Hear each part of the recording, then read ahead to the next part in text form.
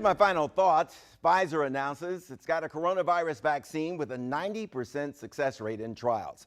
The stock market responds as investors go on a buying spree, and President Trump has got to be saying to himself, I really needed this news on November 2nd, the day before the election. I can only think of one other president whose loss after one term in office was compounded by such an immediate body blow. I'm talking President Jimmy Carter. He lost badly to Ronald Reagan, and then Carter remained in the White House until his term was almost over, hoping Iran would release the American hostages that it had been holding for some 444 days. It didn't happen. They intentionally waited until Carter was no longer president.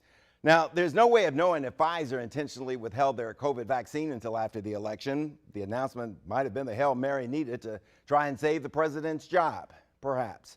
Or maybe news of the vaccine would have been viewed by voters as a hoax, an effort to save a presidency that would lose because of Trump's poor response to COVID-19. President-elect Biden applauded Pfizer's breakthrough today, but he warned that Americans will have to rely on masking, distancing, contact tracing, hand washing, and other measures to keep themselves safe well into next year. I can't imagine President Trump admitting that he was wrong and science was right all along. Today, we were given some hope by Pfizer, but get this, it could be the end of next year before you or I see the vaccine. In the meantime, scientists say the country is entering into the worst phase of this pandemic.